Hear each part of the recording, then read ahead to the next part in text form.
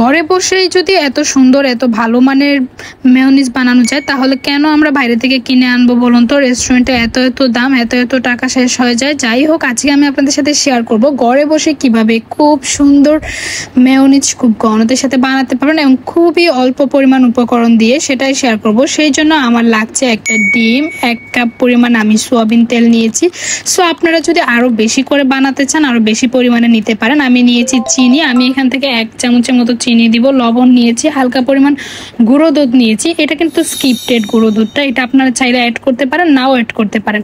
তো এখানে আমি আরো 2টা উপকরণ অ্যাড করব। সেটা হচ্ছে 1 চামচ পরিমাণে সরিষা বাটা দিব আর একটু পরিমাণে ভিনেগার দিব, যেটা আমি এখানে আনতে ভুলে গিয়েছিলাম, সো সরি। বাট আমি এখন হচ্ছে এগুলাকে সবগুলাকে মিলিয়ে ব্লেন্ডার করব। সেই জন্য আমি প্রথমে ব্লেন্ডারে দিয়ে দিয়েছি হচ্ছে একটা ডিমটা ভেঙে একদম ফাটিয়ে দিয়ে দিয়েছি। এখন হচ্ছে আমি দিব আমার গুঁড়া দুধটা। সো এটা কিন্তু আমি বারবারও বলছি, এটা কিন্তু স্কিপেড, আপনারা চাইলে দিতে পারেন, নাও দিতে পারেন। তবে যদি কেউ খুব মিষ্টি মেয়োনিজটা বানান, যে এটা আসলে আপনারা কিসের সাথে ইউজ করবেন সেটা অনুযায়ী আপনারা বানাতে পারেন। সো যার যার টেস্ট অনুযায়ী। যাই হোক, এখন আমি দিয়ে দিচ্ছি 1 চামচের থেকে বেশি একটু পরিমাণে চিনি, যাতে করে হচ্ছে আমি যে পরিমাণে মিষ্টি বা যে পরিমাণে এটার সুইটটা রাখতে চাচ্ছি সে পরিমাণে দিব। সো যদি আপনারা এর থেকে কম খান বা বেশি খান তাহলে বেশি অ্যাড করতে পারেন। এরপরে দিয়ে দিব আমি হালকা একটু পরিমাণে লবণ। তারপরে হচ্ছে আমি এখানে অ্যাড করে দিব সয়াবিন তেল, কিন্তু আমি কিন্তু পুরো তেলটা একবারে দিব না, প্রথমে আমি অল্প পরিমাণে দিব, তারপর কিছুটা ব্লেন্ডিং হওয়ার পরে আমি আরো বাকিটা দিব। এখন আমি দিয়ে দিচ্ছি কিন্তু সয়াবিন তেল, এই যে আমি হাফ কাপের মতো দিয়েছি অ্যান্ড আমার কাছে কিন্তু আরো হাফ কাপের মতো রয়ে গিয়েছে।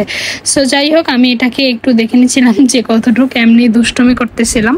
সো এখন হচ্ছে আমি এটাকে সুন্দর করে ব্লেন্ডিং করছি। ব্লেন্ড করার পরে কত সুন্দর এসেছে। এখানে কিন্তু আমি 2টা যে অ্যাড করছি, ভিনেগারটা দিলে কি হবে যে ডিমের যে গ্রানটা আছে সেটা আর লাগবে না। সো হালকা পরিমাণে 2-3 চামচ ভিনেগার দিতে পারেন, এবং যদি ভিনেগার না থাকে সেক্ষেত্রে আপনারা লেবুর রস দিতে পারেন। এবং দেখেন আমার মেয়োনিজটা কত সুন্দরভাবে হয়েছে এবং খুবই ভালো লাগছে, তাই না দেখতে। সো এখন আমি এটাকে আরেকটু পাতলা করতে চাই, সেজন্য আমি একটু তেল দিয়ে সেটাকে আরেকটু পাতলা করে নিব। আমারটা একটু বেশি ঘন হয়ে গিয়েছে। সো এর মধ্যে আমি যেটা করব, আমি যেহেতু এটা বার্গারের সাথে খাবো এবং আমার হাজব্যান্ডের খুবই ফেভারিট হচ্ছে ভ্যানিলা ফ্লেভার, সে আমাকে বলতেছে একটু ফ্লেভার এড করে দাও যাতে করে আরো বেশি ভালো লাগে এটা আমার কাছে। কিন্তু সো এটাও কিন্তু স্কিপটেড, এটা কোনো দরকার নেই। এটা যদি আপনারা চাইলে অ্যাড করতে পারেন, নাও অ্যাড করতে পারেন।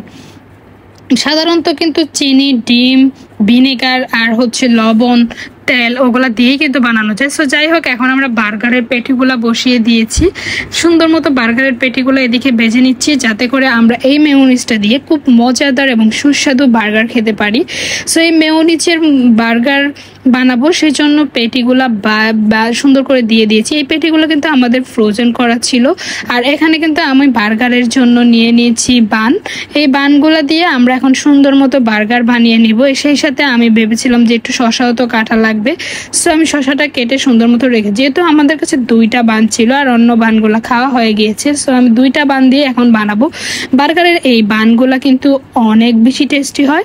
সো এটার জন্য আমি এখানে শসাগুলো দিয়ে দিয়েছি এবং আমার হাজবেন্ড সুন্দর মতো এখানে এই মেয়োনিজটা লাগিয়ে দিয়েছে এবং সে সেটাকে খুবই ঘনত্ব লাগিয়েছে।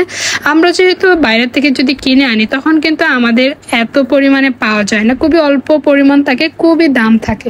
কিন্তু দেখেন ঘরে বসে খুব অল্প পরিমাণ উপকরণ দিয়ে কিন্তু সুন্দর মতো বানানো যায়। আর আমাদের ফাইনালি বার্গারগুলো বানানো হয়ে গিয়েছে। আর সেখানে দেখায় যে ভিতরে মেয়োনিজগুলো কতটা সুন্দর হয়েছে এবং কতটা আঠালো হয়েছে, এবং এটার টেস্টও অনেক ভালো হয়েছে। সো দেখেন কতটা আঠালো হয়েছে। যাই হোক, আজকের ভিডিও এই পর্যন্তই ছিল। যদি আপনাদের ভালো লাগে অবশ্যই লাইক, কমেন্ট এবং শেয়ার করবেন। আল্লাহ হাফেজ।